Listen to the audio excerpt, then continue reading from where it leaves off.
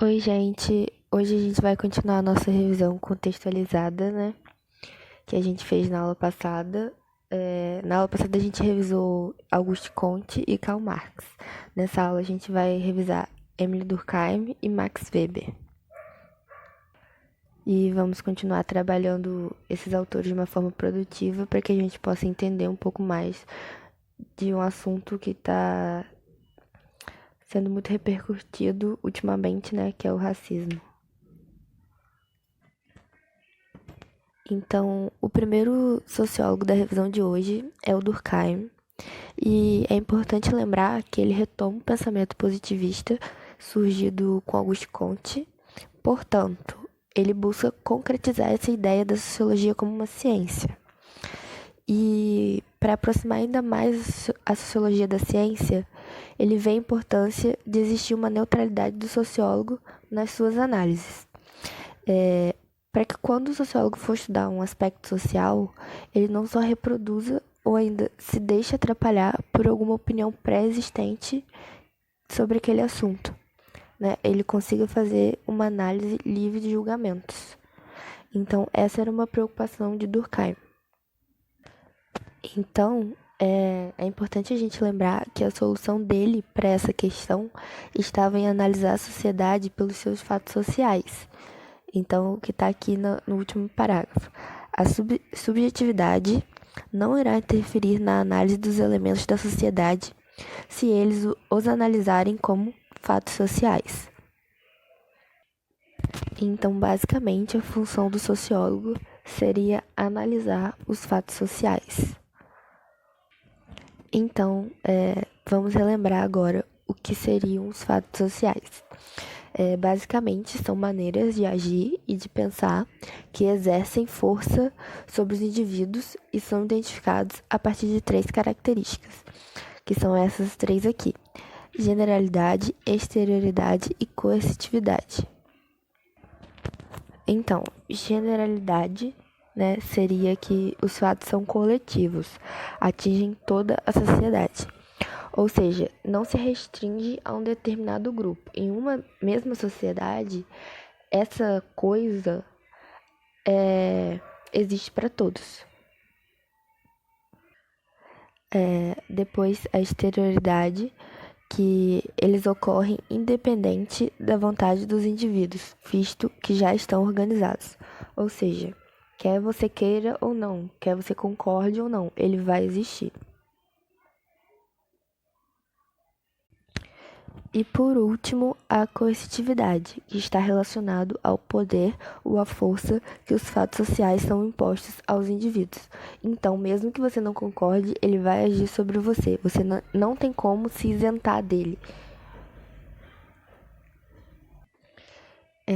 Então, a ideia dele basicamente é que a sociedade exerce uma força sobre o indivíduo. E não só isso, a sociedade molda o indivíduo. Então, para ele, estudar o coletivo, o social, a sociedade em si, que é o caminho para entender os indivíduos, e é o caminho que a sociologia deve seguir. E aqui a gente pode fazer uma contextualização com o racismo, mas só uma analogia, né, que a gente pode fazer, não é nada, assim, digamos, oficial, não é nada que Emile Durkheim tenha falado exatamente. Na aula sobre ele, eu comentei que o fato social é uma teoria muito usada nas redações pelos estudantes, e eu dei vários exemplos de coisas que podem ser classificadas como fatos sociais. Entre elas tinha a criminalidade, o casamento, a padronização da estética e de consumo, as leis e o preconceito. Inclusive, mostrei um exemplo de redação no Tamil que citou essa teoria, que foi sobre a violência contra a mulher, ou seja, a pessoa explicou o preconceito de gênero como um fato social.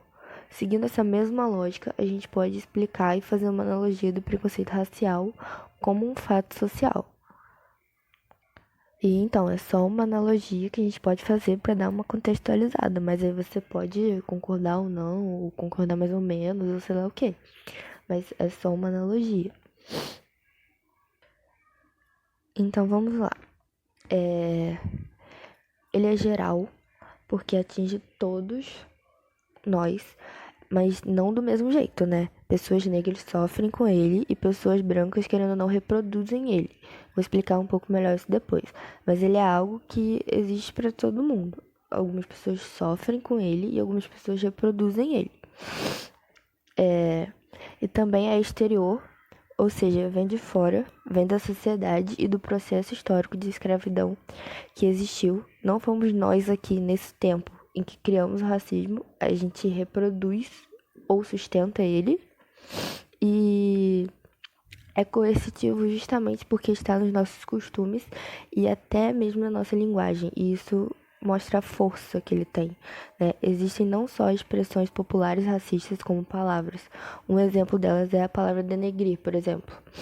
E existem vários outros exemplos que eu vou disponibilizar para vocês numa matéria que explica melhor porque algumas expressões que a gente fala muito, deveria não falar mais, né?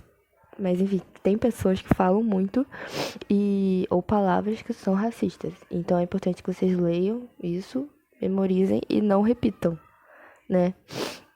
Mas voltando, o racismo estrutural é algo que tem uma força sobre a gente e que podemos usar isso para entender como todos nós reproduzimos o racismo e mesmo a gente não concordando, ainda estamos em processo de desconstrução, né? É muito difícil alguém falar que nunca foi racista. Acho que não tem como isso existir. Uma pessoa branca fala isso, por exemplo. Então a gente pode usar o fato social para entender um pouco também, né, do racismo estrutural e depois que a gente entender ele, a gente tentar quebrar ele, né? Não servir e nem sustentar mais ele.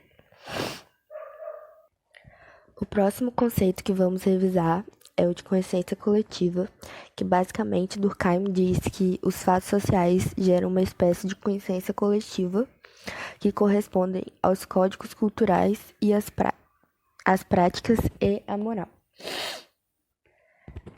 Basicamente, ele diz que essas coisas, esses fatos sociais que agem sobre todos nós, fazem com que sejamos moldados de uma maneira minimamente semelhante. E isso promove a coesão social, faz com que os membros de uma mesma sociedade consigam se identificar e aí, a partir disso, cooperem um com o outro, né?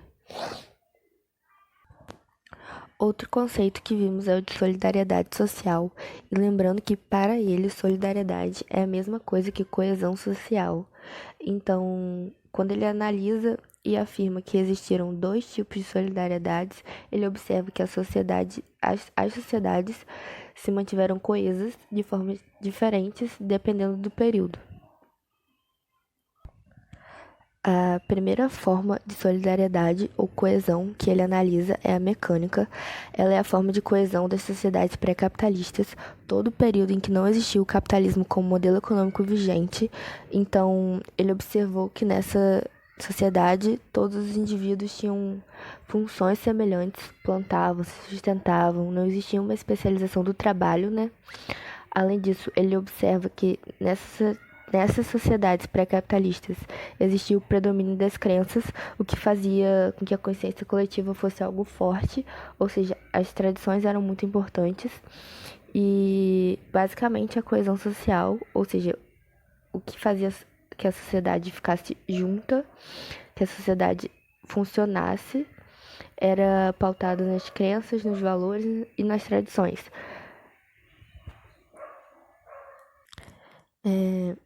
Já a solidariedade orgânica é a forma de coesão social existente nas sociedades capitalistas. Possui alta divisão do trabalho e o enfraquecimento da consciência coletiva. Ou seja, as tradições, os valores e as crenças continuam existindo, mas não têm tanto peso como antes. Não definem tanto o modo de agir e a vida das pessoas da sociedade. Elas não ficam tão presas a um molde, a um padrão. Em contrapartida, a divisão do trabalho faz com que as pessoas fiquem mais dependentes das outras para sobreviver.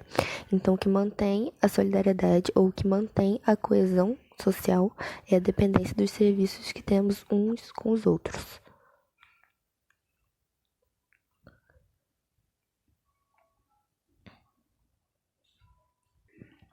Aqui a anomia seria mais uma observação, né? Que ele fala sobre isso, mas É mais uma observação mesmo. Anomia seria desagregação social, um estado anormal, uma ausência de normas sociais. Uma crise, uma catástrofe, algo que faça com que a sociedade se porte de maneira diferente. Então, o próximo e último sociólogo clássico que vimos é Max Weber. Ele tem basicamente o pensamento oposto de Emile Durkheim. Portanto, ao invés de sustentar o método positivista, ele apresenta o método compreensivo, que é um método que traz a importância da história para a análise sociológica e que entende que o sociólogo deve olhar para o indivíduo e para suas ações para que possa estudar a sociedade, pois ele entende que o indivíduo é quem molda a sociedade. Então vamos lá, tem que ficar bem claro na cabeça de vocês essa diferença entre Durkheim e Weber. Enquanto Durkheim entende que a sociedade possui fatos sociais e que esses fatos sociais moldam o indivíduo, ou seja, a sociedade molda o indivíduo, Weber entende o oposto, que é o indivíduo que, por meio das suas ações sociais, que molda a sociedade. É um oposto do outro. Como é impossível estudar as peculiaridades de todos os indivíduos existentes em uma sociedade, ele segue uma lógica de estabelecer um tipo ideal. E o que seria isso? Basicamente, ele cria tipos puros de comportamento e daí vai encaixando os comportamentos que ele observa no dia a dia em um desses tipos que ele definiu. Então, ele afirma que existem 4 tipos de comportamentos. As pessoas podem ter ações diversas, mas que são motivadas por uma dessas 4 coisas. Então, a ação social tradicional é uma ação motivada a partir de crenças da sociedade. A ação social afetiva é uma ação que o indivíduo faz motivado por um sentimento. A ação social referente a valores é uma ação motivada por crenças e ideologias. A ação social referente a fins é uma ação motivada por um objetivo, por uma finalidade. Então, o casamento seria uma ação social tradicional, que é baseada no hábito, né? Como exemplo de ação social afetiva, a gente pode ter qualquer coisa que alguém faça que é por amor, por ciúme, por raiva, né, que é motivado por um sentimento. Ação social referente a valores poderiam ser greves, manifestações políticas, quando as pessoas fazem algo para seguir o que elas creem, o que elas acreditam, né? Pode ser religião. E com ação social referente a fins é quando você faz algo para chegar em algum lugar. Tipo, quando você está estudando para o vestibular. Essa sua ação de estudar para o vestibular, de assistir essa aula, de fazer exercício, ela tem uma finalidade, que é você passar no vestibular. E essa seta aí do lado, né, é a seta da racionalidade, né? A ação social tradicional, ela é considerada a ação menos racional, né? A que você menos usa a razão, que é menos motivada pela razão. E a referente a fins é a mais racional, é a mais pensada, a mais planejada. A próxima coisa que Weber fala é do uso legítimo da força, porque assim, a gente percebe que existe um processo de racionalização da sociedade, basta olhar como as sociedades antigas tinham suas ações políticas e sociais pautadas na crença, na tradição, na religião, e o processo de racionalização levou à formação do Estado moderno, com leis pensadas por cidadãos específicos com base nas necessidades da sociedade. Nessa onda e nessa formação, foi concebida somente ao Estado a legitimidade do uso da força, ou seja, nós permitimos que o Estado use a força, né? Que o Estado use a violência em determinadas situações. E isso, teoricamente, é um monopólio. Ou seja, qualquer pessoa que não for do Estado ou que não for autorizada por ele e que usar a força, a violência, tá fazendo algo ilegal.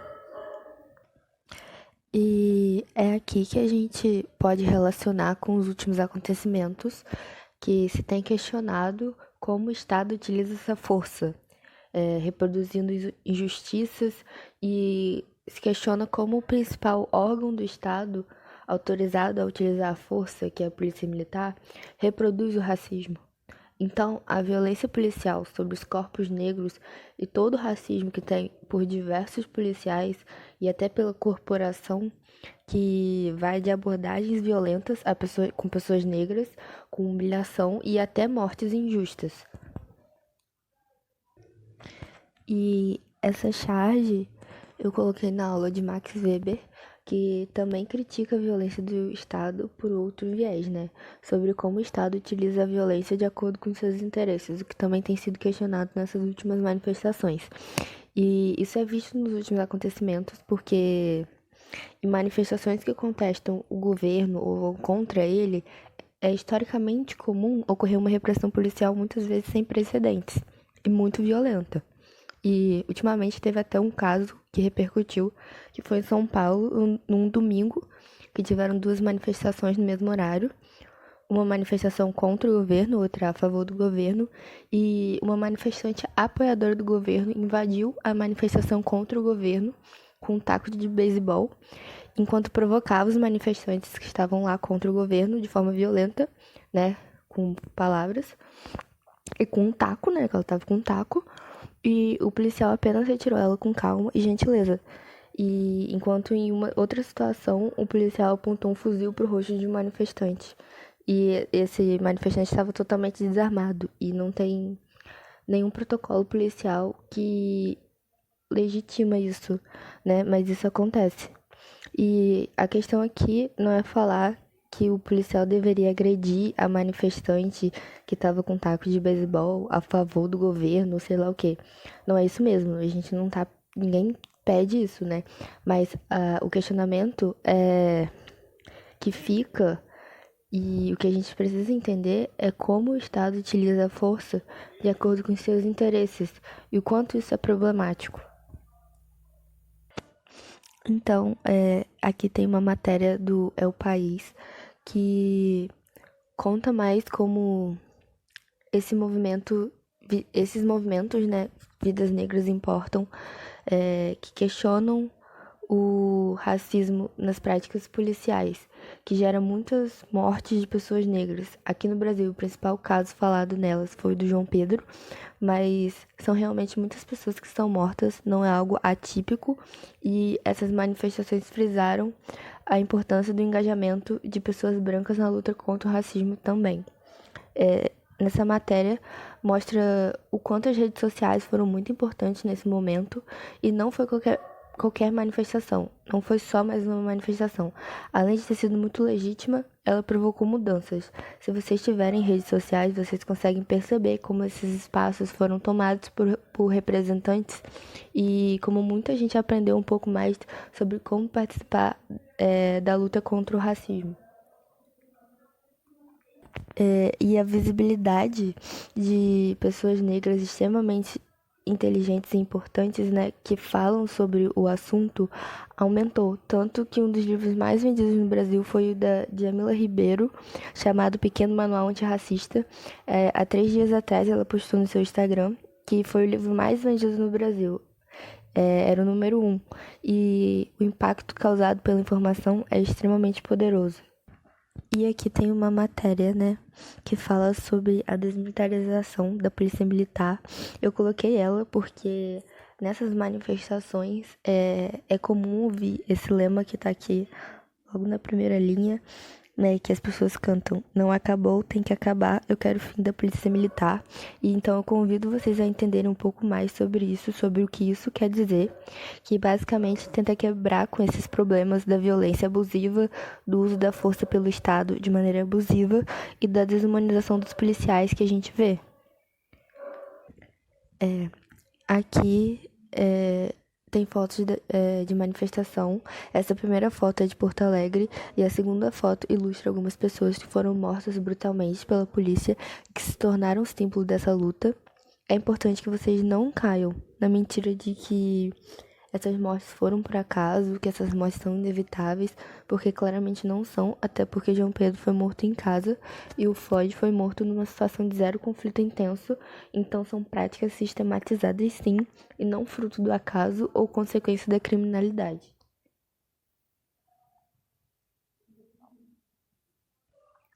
Agora a gente vai voltar para a parte mais conteudista da revisão. Na aula de Max Weber, nós vimos que existem tipos de dominação que são usados por pessoas públicas ou políticas, né, para dominar a sociedade.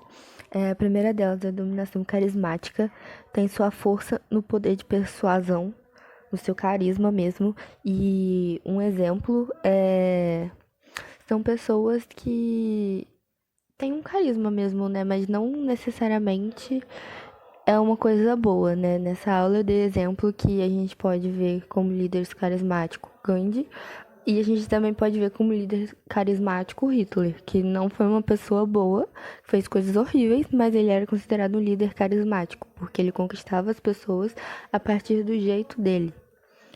E a segunda forma de dominação é a dominação tradicional, tem sua força no hábito, e o exemplo que a gente tem, principalmente no Brasil, é de coronéis que mandam em pequenos lugares, né? Que é um processo bem antigo, mas que ainda é muito possível ver hoje em dia no sertão, lugares que tem lugares mais agrícolas, né? E é uma dominação tradicional, tem uma força no hábito, na tradição. Você respeita aquela pessoa, porque tradicionalmente aquela pessoa é alguém importante. Então aquela pessoa acaba tendo uma força de dominação sobre você. E a última dominação é a legal, que tem sua força nas leis. Depois a gente viu que Weber fala sobre a burocracia, como a burocracia é algo crescente e inevitável e que a partir da criação dos estados modernos ela atingiu um maior grau de racionalidade. E essa seta ali do lado também indica a racionalidade. A dominação carismática é menos racional, é mais relacionada com o sentimento. E a legal é a mais racional. Por fim, nós vimos a relação da ética protestante com o capitalismo, como o protestantismo mudou a ideia e a relação das pessoas com o trabalho e o dinheiro. Quando havia o predomínio da religião católica, o trabalho era visto como um castigo e a acumulação de riqueza como um pecado.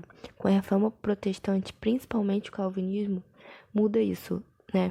Porque na doutrina calvinista o trabalho seria algo que dignificaria o homem e a capacidade de acumular riquezas seria um sinal de Deus de que aquela pessoa seria salva. A partir daí, as pessoas passaram a trabalhar e a querer acumular riquezas. Isso foi muito importante para impulsionar a economia, sendo a base para o capitalismo. Então é isso, gente. Acabaram as nossas revisões contextualizadas. Espero que vocês tenham conseguido revisar direito e espero que eu tenha ajudado vocês a entender um pouquinho mais do que vem ocorrendo. Eu nunca vou ensinar tudo para vocês. O senso crítico é algo individual que vocês irão desenvolver sozinhos. Por isso, é importante que vocês leiam as matérias que eu cito aqui e que procurem ler mais livros ou consumir vídeos sobre o assunto. Qualquer dúvida eu estou à disposição. Continuem se cuidando e continuem estudando.